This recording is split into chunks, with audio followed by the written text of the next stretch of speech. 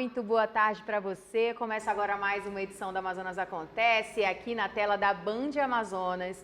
E hoje nós estamos recebendo o doutor Sidney Chalub, ele que é cirurgião do aparelho digestivo. Doutor, muito obrigada por ter aceito o nosso convite. Seja muito bem-vindo ao Amazonas Acontece.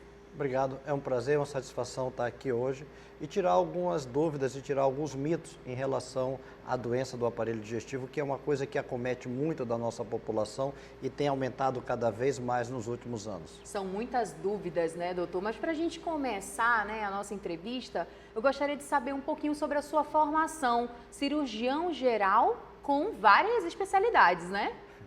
Eu formei na Universidade do Amazonas, a Unidade Federal do Amazonas até então, e fiz minha residência em cirurgia geral no Hospital Getúlio Vargas. Depois eu fiz coloproctologia, também no Hospital Universitário Getúlio Vargas, e fui para o UFRJ, lá no Rio. Nós fizemos aparelho digestivo e mestrado em cirurgia de fígado, e fomos para Porto Alegre e fizemos doutorado em terapêutica cirúrgica com área de atuação cirurgia de pâncreas. Então, a minha vida toda foi focada em aparelho digestivo, por isso que a gente tem essa formação de aparelho digestivo que a gente chama alto e baixo. E doutor, assim, a gente até estava conversando, né, antes de começar a gravação, que nunca se falou tanto sobre a questão da saúde do aparelho digestivo. Tem alguma coisa a ver com a questão da pandemia, com aquele período que nós passamos, que as pessoas ficaram mais encucadas ali, né, com a sua saúde, com que a gente sempre fala que o aparelho digestivo é o segundo cérebro que a gente fala, né? O coração, o segundo coração ali do nosso organismo. Isso é fundamental. Eu sempre falo que a digestão, a gente começa a comer o alimento quando a gente olha. Então isso é uma ação nervosa, uma ação do sistema nervoso central. Quem nunca olhou para o tacacá e salivou? Então isso tem uma ação diretamente de algumas substâncias que são produzidas quando há um estímulo cerebral. Quando há o estresse, também acontece. E quando há o estresse, essas mesmas substâncias são liberadas e ela ou aumenta a secreção de ácido no estômago, e é muito comum as pessoas dizerem, poxa, eu estou estressado e estou com dor no estômago. Essa é uma coisa. E recentemente a gente começou a discutir cada vez mais, são alguns distúrbios funcionais do intestino como um todo. Então a pessoa estressada, ela sente mais cólica, ela fica com a barriga aumentada e ela tem quadros que pode vir de diarreia à prisão de ventre, cada um manifesta de uma forma. A esse grupo de sintomas relacionados com essa alteração funcional é chamado de síndrome do intestino irritado. Antigamente nós chamava assim, doença intestinal inflamatória. Hoje nós não sabemos que não só a inflamação, mas a irritação do intestino como um todo, ele sofre essas alterações. Então, a gente tem uma ligação muito grande com isso. O que aconteceu na pandemia? Um dos grandes sequelas da pandemia foi o número de depressões que nós temos na nossa população hoje. Até intenções suicidas cada vez mais. E o trato digestório, ele também se manifesta dessa forma. Então, é muito comum a nossa população dizer assim, poxa, eu tinha um ritmo intestinal normal, agora eu tenho prisão de ventre. Minhas fezes, eu vou fazer, parece aquelas coisinhas de carneirinho. Isso quer dizer que o intestino está ficando muito tempo com o alimento lá dentro e ele está absorvendo água e está causando esse problema. Ou tem aquelas pessoas que dizem, gente, eu tenho diarreia. E tem uma outra situação que eu quero tocar, que a gente ouviu falar muito com intolerância à lactose, intolerância ao glúten. Sim. E a intolerância à lactose, que nós temos observado muito hoje, ela está muito relacionada com traumas. Seja trauma cirúrgico, pessoas que fazem cirurgia de vesícula, pessoas que fazem cirurgia de estômago, pessoas que fazem até cirurgia bariátrica, elas podem desenvolver isso, mas seja trauma psicológico e emocional também. Então, lembrar que a lactase, ela é uma enzima que nós utilizamos no nosso organismo para digerir o leite e por alguma situação externa, ela vai ser produzida de forma insuficiente e vai dar uma série de manifestações gastrointestinais. Então, como você falou, tem tudo a ver o cérebro com o intestino, porque o intestino, ele movimenta coordenadamente pelo cérebro. E existem alguns cuidados básicos que nós podemos dizer para ter um cuidado ali maior, uma importância, né, de cuidar da saúde do intestino? Existem alguns cuidados que o doutor pode falar agora? Vamos começar com uma frase que eu sempre digo, a gente tem que se habituar mais a descascar do que abrir. Então, as dietas também têm modificado muito nos últimos tempos, nós estamos cada vez mais com alimentos condimentados, com alimentos industrializados, e isso também tem uma série de substâncias que pioram. Então, a primeira dica é buscar alimentos naturais. Segunda coisa é tentar alimentar com calma. O ato de você ingerir alimento tem que ser uma coisa harmoniosa. O que acontece? Hoje as pessoas almoçam falando ao telefone, as pessoas comem teclando no computador, a pessoa come na frente da televisão e ela esquece de todo aquele mecanismo que nós temos que ter em relação à digestão. E uma outra coisa que influencia muito com o intestino é o dormir. O nosso organismo, no período noturno, ele entra numa fase que a gente chama de clareamento. Então, ele tem que dormir bem. Então, as pessoas que não dormem bem, ela não tem esse clareamento, ela não tem a renovação das enzimas digestivas e você já acorda muito rápido. Nós falamos das regras dos 10, 15 segundos. Acordar e não pular da cama. Você tem que acordar, olhar para o lado, olhar para o outro, virar, levantar devagar, porque você imagina, nós fazemos, quem faz atividade física, você está parado. Você vai fazer uma atividade física, você aquece. Se você faz alongamento, se você começar a correr, você vai ter estiramento muscular. O nosso organismo é da mesma forma. Nós temos que ter um período de adaptação. Então, hoje, para ter uma vida saudável do ponto de vista intestinal, você tem que transferir isso para a sua qualidade de vida no hábito, seja de trabalho e uma coisa que eu falei, atividade física, porque quando você faz atividade física e você ingere bastante água, você também está fazendo esse turnover de enzimas digestivas para que tenha uma qualidade de vida. Olha só, agora o doutor também é referência em cirurgia bariátrica. Falando um pouquinho sobre essa cirurgia, qualquer pessoa pode fazer a cirurgia bariátrica? A resposta é não. Hoje nós chamamos de cirurgia bariátrica e metabólica, porque ela interfere, como o intestino, ele é um órgão muito complexo, ele tem algumas substâncias, alguns hormônios que agem nele e a gente tem que estudar muito bem. Então, para que você vá fazer uma cirurgia bariátrica, você tem que ser avaliado, passar por uma equipe multiprofissional, onde você tem uma avaliação do endocrinologista para ver se você não tem algum problema de tireoide, algum problema de uma glândula suprarrenal, de uma outra glândula do organismo, que seja o fator que está levando a esta obesidade. Você tem que passar por um psicólogo, porque você vai mudar a tua relação com a comida e tem que passar com um nutricionista. Porque você que está nos assistindo agora no final da tarde, você deve saber assim, quantas vezes você mastiga antes de comer? Então, a primeira coisa é que a gente tem que mastigar de 25 a 30 vezes. Aprender a soltar o garfo. Então, a gente tem que todo esse processo de ordenamento e de organização. Quem é que tem contraindicação de fazer cirurgia bariátrica? Primeiro que é uma cirurgia grande e a gente passa no cardiologista, tem que tomar anestesia geral. Cirurgia bariátrica é sinônimo de anestesia geral. Cirurgia bariátrica é sinônimo de intubação. Toda cirurgia geral tem intubação. Então tem que ver se o pulmão está muito bem, fazemos uma avaliação em relação a isso. Se você não tem grandes fatores de risco para trombose, então nós fazemos a avaliação do cirurgião vascular para prevenir isso. Então, antes de fazer, assim, olha, as pessoas me perguntam, eu tenho indicação? Tem. Existe uma relação peso-altura que eu gosto de dar em casa, é muito fácil. Nós chamamos de índice massa corporal. É o peso dividido pela altura ao quadrado. Parece difícil, Kelly, mas é fácil. Pega o peso da pessoa e divide pela altura. E no mesmo calculadora do celular, aperta no igual novamente e divide novamente pela altura. Então, você pega o peso, divide pela altura, divide pela altura. É só apertar 2 vezes no igual que vai chegar no seu IMC. E para a cirurgia bariátrica e metabólica, a gente diz, pessoas que têm entre 35 e 40 anos, que tenham doenças relacionadas com a obesidade, a principal delas é o diabetes. Então, hoje nós fazemos muita cirurgia do diabetes. Pessoas que têm pressão alta de difícil controle, pessoas que têm problemas ortopédicos, doenças de coluna, doença de joelho, doença do calcanhar e do pé pelo excesso de peso. Pessoas que roncam e que têm apneia do sono também estão muito relacionadas. Pasme, infertilidade. Muitas mulheres, elas são obesas e elas têm distúrbios hormonais, eu estou falando que é a cirurgia metabólica, e ela tem dificuldade de engravidar. Então, é outra indicação. ou aquela pessoa que tem esse IMC acima de 40, que ela é chamada de obesidade mórbida, que essa vai ter todas essas repercussões pelo excesso de peso. A gordura também faz inchaço, então faz o que chama de lipedema, inchaço pela gordura. Então as pessoas ficam com as pernas inchadas. Então a cirurgia bariátrica hoje eu sempre digo que é uma cirurgia de saúde.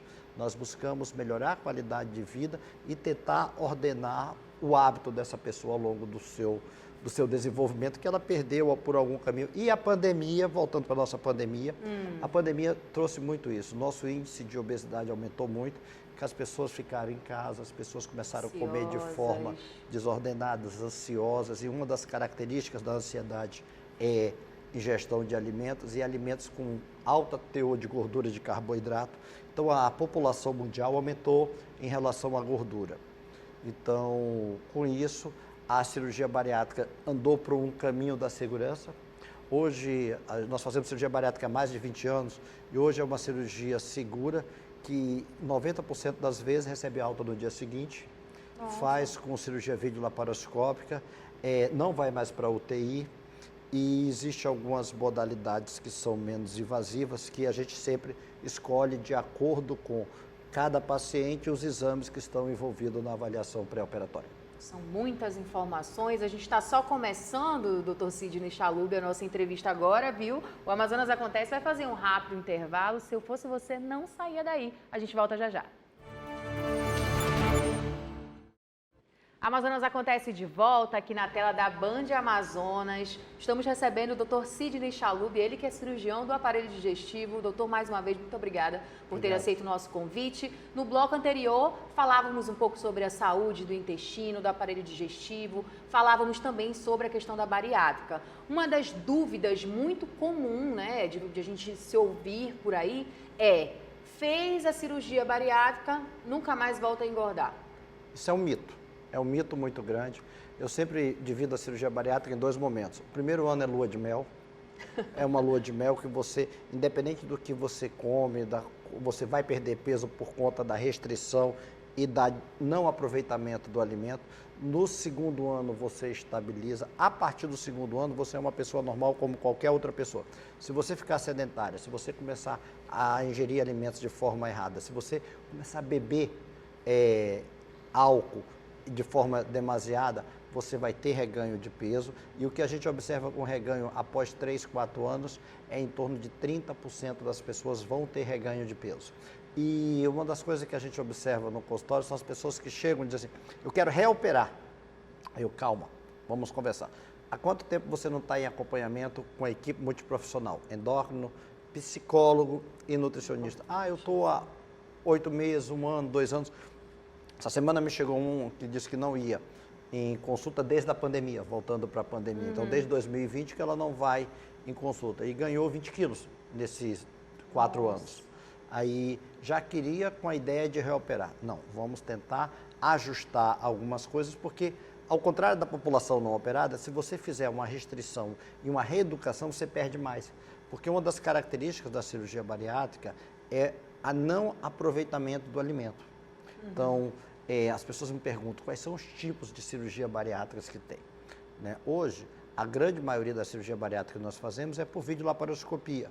São 5 ou 6 orifícios que nós fazemos na barriga, não tem corte, né? São corte pequena, e a pessoa opera no dia e no outro vai para casa, dorme no quarto, já começa a andar depois de 12 horas de cirurgia e com 16, 14 horas vai para casa. E a cirurgia ela faz basicamente 2 coisas. Uma é a restrição da quantidade de alimento. Então, o nosso estômago tem 2 litros. Então, o bypass, ele deixa o estômago de 2 litros para 70 ml. Então, você deixa pouco mais de 20% do que você consegue comer. E a segunda coisa que ela faz, o nosso intestino, a gente falou muito dele, ele tem 7 metros de absorção do intestino delgado.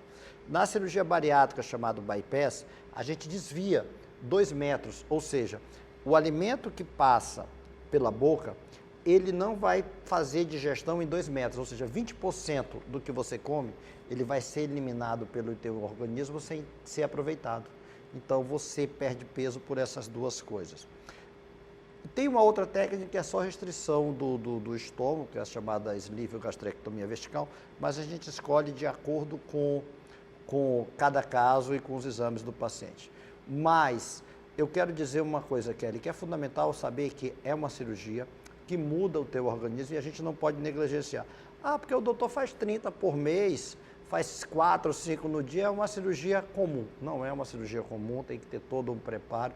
Eu sempre comparo, riscos, né, eu sempre comparo cirurgia com viagem de avião. Quando você vai viajar de avião, qual é o risco, nós né? temos todo um preparo da equipe que vai fazer. Você tem noções de segurança, você não viaja sem cinto de segurança, você não viaja se não tiver oxigênio no interior do avião. Então, a cirurgia, a gente tem que tomar os mesmos cuidados e a gente trouxe isso para a cirurgia, a ideia da aviação. Nós fazemos checklist. Antes de começar a cirurgia, a gente faz checklist de tudo. Como nós utilizamos tecnologia e aparelho, eu não posso me dar o luxo de não ter uma fonte de luz extra. Então, eu tenho que checar se não tem uma fonte de luz, se não tem um gás carbônico extra, se não tem pinças extras. Então, tem que ter isso tudo, nós tomamos o cuidado para que nós consigamos evitar e diminuir cada vez mais o risco da cirurgia. Então, nós, como profissionais, não negligenciamos e a gente quer que o paciente também não negligencie isso. Por isso que é importante o cuidado e depois dos 2 anos que acabar a lua de mel, tua responsabilidade dobra, porque você tem que manter a atividade física, manter uma dieta e uma coisa que eu sempre falo, com a idade, nós diminuímos o metabolismo, a gente engorda. Verdade. E é justamente o período que você perdeu os 2 anos da lua de mel, né? Então, quem convive com outras pessoas sabe que 2 anos é lua de mel. Depois é convivência e aprendizado para a gente conviver para o resto da vida. E qual que é o tipo de bariátrica que o doutor hoje costuma mais operar aqui em Manaus, no Amazonas? Eu tenho feito mais o bypass videolaparoscópico, por conta da nossa população, que a gente pega pacientes com IMC acima de 40 anos, muitas pessoas que são diabetes, e essa é a cirurgia indicada para paciente diabético. É uma cirurgia que demora hoje em torno de tempo cirúrgico 1 hora a 1 hora e 15, e ela é feita, como eu falei, com anestesia geral. Nós tomamos cuidado de utilizar meias antitrombo durante a cirurgia. Nós fazemos massagens com meias pneumáticas durante a cirurgia, estimulamos deambulação precoce para trombose. E é a cirurgia que é mais feita no mundo. Os Estados Unidos, eles fazem muito sleeve, que é uma cirurgia que não mexe com o intestino. E as últimas publicações mostram que a taxa de reganho de peso no sleeve é maior. Então, é uma cirurgia tecnicamente mais fácil, metabolicamente menor e tem mais consequência de reganho de peso. Então, aquela sua pergunta, existe risco de reganho de peso se você chutar o pau da barraca. Chutar o balde, como fala, né? Chutar o balde e correr para cima das guloseimas e da bebida alcoólica, é um alerta que eu faço de grande importância. Agora, voltando um pouquinho a falar sobre o intestino irritado. Existe uma cura, tem como tratar esse intestino irritado? Olha, existe um tratamento que é um tripé. Primeiro, a gente usa algumas substâncias ansiolíticas que melhoram a qualidade dos hormônios intestinais. Nós fazemos medicações que alteram a motilidade do intestino. Nós estimulamos atividade física e alguns pacientes nós mandamos para o psicólogo. Então, como ela é uma doença crônica, assim como diabetes, assim como pressão alta, nós temos que fazer o controle. Então, uma das coisas é a mudança de vida. E uma coisa que você está fazendo aqui, Kelly, é fundamental, a pessoa conhecer e saber que ela tem uma doença que infelizmente é causada por ela. Então, você tem que mudar a sua qualidade de vida, seus hábitos de vida, para que nós possamos controlar. É muito interessante isso, que as pessoas chegam conosco no consultório e dizem, doutor, eu viajei, tirei 10, 15, 30 dias de férias e não senti nada. Porque ela mudou o estilo de vida, estava despreocupada. As pessoas que correm muito, trabalham mais. E o síndrome do intestino irritado, ele ocorre mais em mulheres do que em homens. Então, as mulheres são muito mais preocupadas e, às vezes, elas têm que ser profissionais, têm que ser mãe, tem que ser a responsabilidade da mulher é muito maior e ela exterioriza muito mais do que o homem. Então, é importante isso. Mas existe muito homem que tem essa doença e não quer admitir. E não quer parar, não quer diminuir. Falar, né? Tem o homem... Pra investigar, ir ao médico. Ir ao médico. E quando a gente pega um homem estressado, é muito mais difícil de trabalhar do que uma mulher. Cabeça dura, né? Esses homens. Vamos aproveitar então esse espaço, esse momento para fazer esse alerta, doutor, para os homens que têm essa dificuldade de ir ao médico.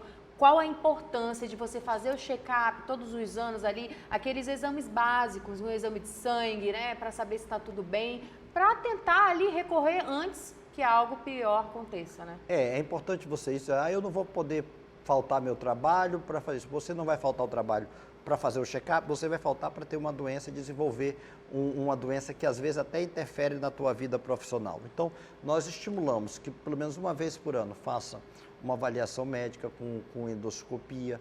A cada pessoa, homens e mulheres a partir dos 50 anos tem que fazer uma colonoscopia pelo menos a cada 5 anos, isso é recomendado pela Sociedade Americana. Fazer uma avaliação geral de colesterol, triglicerídeo, porque também interfere no dia a dia, e fazer atividade física. A gente recomenda que tire 2% do seu dia para atividade física, não mais do que isso. O que é 2% do seu salário? É muito pouco. 2% de uma comidinha é muito pouco. Então, 2% do seu dia vai dar em torno de 30 minutos, 40 minutos para que você desenvolva uma atividade. E uma coisa que eu falo muito, Kelly, é que você faça alguma coisa para você. E nós estamos vendo hoje adolescentes cada vez mais com esta doença, a pressão social de escola, de crianças que nos chegam no dia a dia de consultório com essas queixas é cada vez maior, e a gente tem que fazer com que as pessoas aprendam a conviver mais, né? Sejam mais livres, mais libertas, mas o mundo competitivo hoje anda no sentido contrário em relação a isso. Agora, lembrar que é uma doença que tem controle, muitas das pessoas ficam mal-humoradas e às vezes não sabe por que ela está mal-humorada. Quem já passou por um mau estado no intestino sabe que você não tem ânimo para muita coisa. Então, a gente melhora muito esses sintomas, devolve uma qualidade de vida para que você consiga interagir no seu dia a dia. Olha só, doutor Sidney Chalub, muito obrigada mais uma vez por ter aceito o nosso convite. O nosso tempo é curto, mas conseguimos falar sobre muitos assuntos importantes, deixar o alerta, né, que a saúde do aparelho digestivo é importante sim. Então as portas ficam abertas. Quando o doutor quiser voltar para falar sobre mais algum assunto, nós estaremos aqui. É um prazer, eu só quero terminar com uma frase. Nós somos o que nós comemos. Isso é fundamental para a nossa vida. Isso é verdade, doutor. Mais uma vez, muito obrigada, viu? Uma boa noite. Até mais. Então é isso, Amazonas Acontece fica por aqui. Para você, um ótimo restinho de sábado, um ótimo domingo. Lembrando que sábado que vem tem mais Amazonas Acontece aqui na tela da Band. E se você quiser rever essa entrevista, é só acessar o YouTube da Band. Aproveita, compartilha com seus amigos, deixa o seu like e o seu comentário, que eu vou dar uma olhadinha e também vou responder, tá bom? Tchau, tchau!